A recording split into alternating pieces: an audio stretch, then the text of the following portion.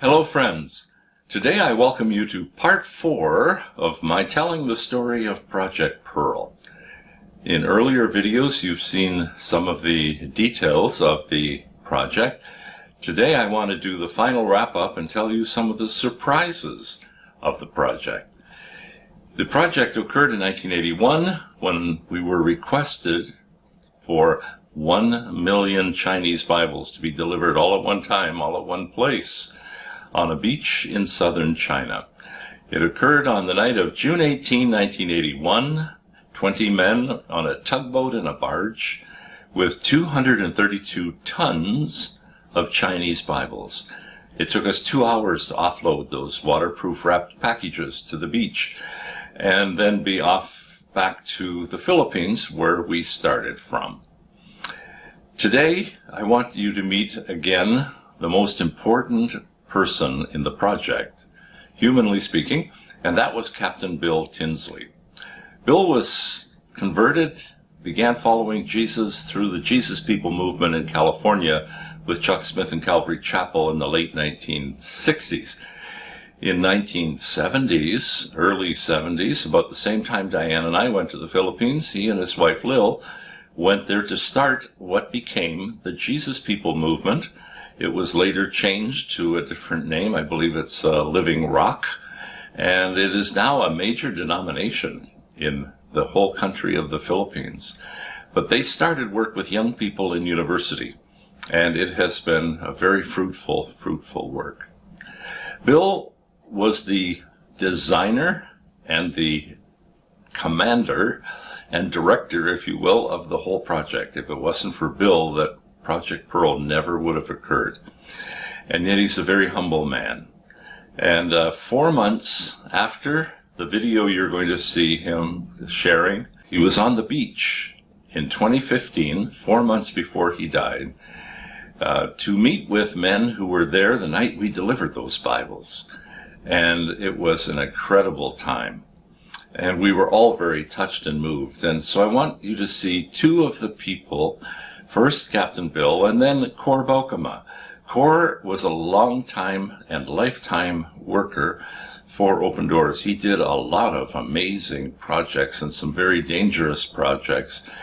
His whole life is worth a book of stories about what he was able to accomplish for the Lord. But he was a key part of our crew for Project Pearl. And Cor always wanted to meet somebody, not just hear the stories that we would tell, but meet somebody who actually received one of those Bibles and was impacted by it. And he'll share that with you. But first, Captain Bill Tinsley. Well, I never thought that after many, many years that I'd ever be able to come back and visit this beach. We never dreamed that even when we delivered the Bibles to this beach, that it would even be known today. We would thought it'd be long lost, but now we know that it's almost legendary here in China, not to be forgotten, and that has to be the Lord. It's not us. We're sinners saved by grace that did what we had to do. But to come back and hear the stories from the folks, I'm an old man, but there's folks here that are much, much older that have a tale to tell, and it's unfortunate that we can't get a real clear picture from them because of the language barrier, but we can see the smiles. We can feel the reality of their appreciation for what we did, and that really touches our heart. I wrote a book about Sun Yat-sen and the Republican Revolution and the courage that brought the Republic of China to this nation was done by a Christian, Sun Yat-sen. But the people that we met here on the beach have that same great courage of the Chinese that brought about the freedom from the Manchus back in 1911. They have the same courage today. And I will shout it at the housetops that the government of this nation be very, very proud of their people for the courage that they've shown, even if they disagree with their philosophy of life, they can't deny the courage and the payment the people have made to have the Word of God in this nation. I always prayed the Lord, it would be so nice. I hear the stories, they get them, they see them all over the country, but it would be nice to meet someone personally. Well, I lived in Holland. Do you think, well, Chinese come to Holland or I go to China or what? I immigrated to the United States. After a while, Johan and I went at our wife's vacation to Calgary.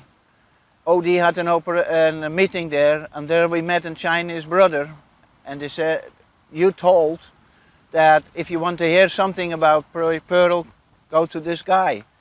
And then he said, I lived in Beijing, I was not a Christian, and a lady I rented a room from took me to the meeting. I got to know the Lord there, and she gave me a book, a Bible, and she said, it's a book from the water. And they never explained to him what it was. The book came from the water.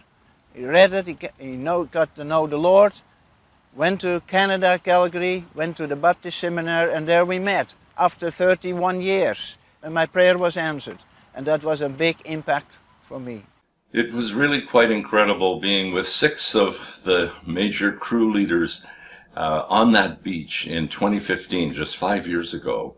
We were able to go and meet with some of the key men who were leaders of those on the beach waiting to meet us, and who took those Bibles and saw that they were distributed all over China. But that, of course, took 5 years as well. But what I wanted to share with you today were the surprises that we learned. Now, this was 34 years after the project. We had been collecting data and stories, in fact, so much so that I wrote the key book on the project called Night of a Million Miracles. And this book is available from Amazon.ca and Open Doors Canada. But even since I wrote the book, there were several surprises for me when we went to the beach in 2015. The first surprise was meeting Charlie, the Christian who distributed Bibles he got from the fishermen, the wet Bibles as we call them. Charlie's the taller one, walking on the beach with me here, and the other is a key pastor. And Charlie started his ministry after Project Pearl. He was not even involved with the project per se until he had fishermen who lived next door to him who found the few of the wet Bibles that were thrown into the river by the soldiers. And they were purchased very cheaply, dried out in the sun, and then he began to distribute them. And Charlie became a Bible. He was so incredibly impacted by how much people longed to have a Bible of their own in those days, early 1980s. He was just overjoyed, and he said, this is going to be my life's work. And he's been a Bible distributor one-on-one ever since Project Pearl, and has literally distributed personally hundreds of thousands of Bibles to individual Christians, not just in his area, but all over, especially southern China. And it was just a joy to meet Charlie. And he shared with us a surprise that none of us knew about. We always wondered, how could we be there for 2 hours in the water of that cove, going into the beach with little rubber boats that had loud outboard motors, and making a lot of noise on the barge, getting one of the doors down that was not cooperating very well, and literally had to be chop blocked down. And all of this noise and being there for 2 long hours, although they seem very fast to those of us working hard to get those blocks onto the beach. How did that happen and nobody saw us or tried to stop us? Now, we were prepared for the possibility that we would be intercepted, that we would be even possibly arrested for doing a clandestine project in Chinese waters. And we were prepared for that. So much so, the captain said, There's going to be no evidence of any kind of weapons because we're only here to share Bibles, nothing else. So you guys, you take your pocket knives and throw them in the ocean. We don't even want to be, if we are caught, we do not want to be found with any kind of a weapon, even a tiny little pocket knife that could be misconstrued that we were on a military project. This was a Bible delivery project, and that indeed was what it was. But how were we able to be there for 2 hours and nobody stopped us? Nobody came, nobody created any challenges for us in any way.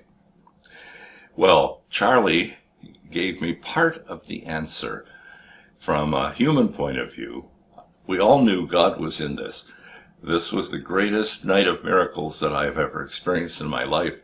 And you know, we were so committed to do this that night because up to the point of Project Pearl, we had seen God do miracle after miracle, and we said, this has got to be his project because there were so many roadblocks that came into our way, and that's what I share in my book. So many roadblocks that there was miracle after miracle of overcoming roadblocks to get to the beach on that evening of June 18, 1981 at 9 o'clock. Well, Charlie said, come with me. And he took us for a walk up the hill from the beach, way up on a hill behind the beach, quite a walk, probably a half a mile.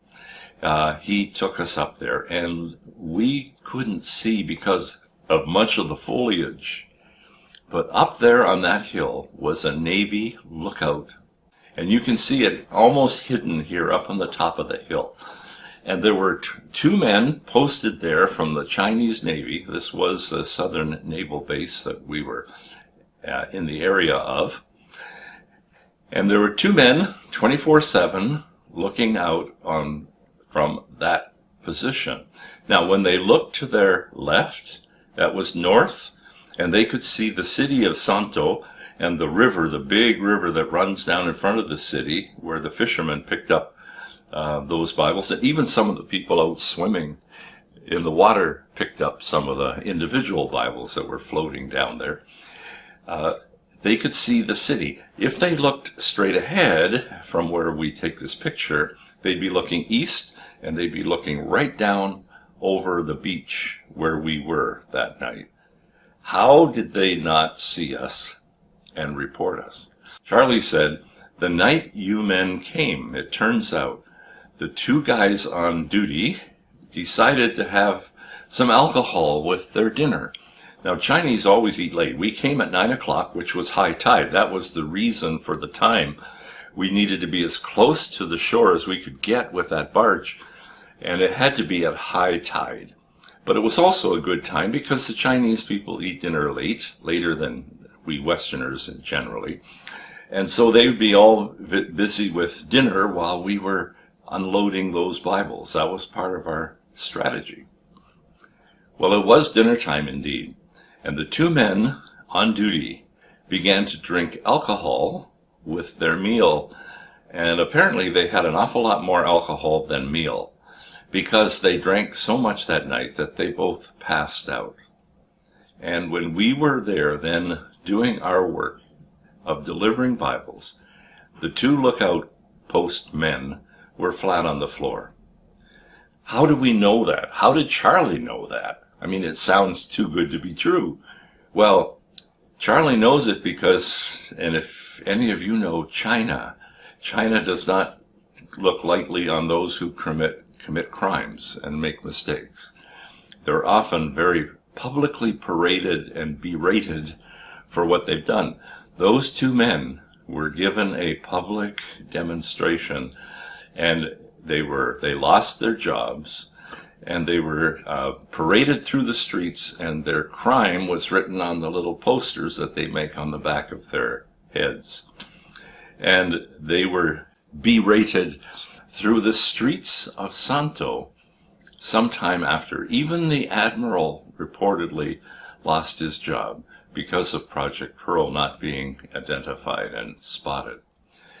So there are surprises that we learn every day, and we were just absolutely incredulous as we listened to Charlie tell the story of the two men in the Outlook post. The third person I want you to meet in this video is a crew member named Todd Miller. Todd was working with USA office at the time of Project Pearl. His family had no idea what he was doing, just that he was on assignment. And he later came back to the area and was the director for the Hong Kong office for several years. And Todd wrote a song for a documentary. While we were on the beach 5 years ago, we recorded a number of things, as some of which you've just seen. And he wrote a song called 1 Million Miracles about Project Pearl. And the song was written and was used as the conclusion of the documentary about Project Pearl. It's called 1 Million Miracles, and that's the title of the song.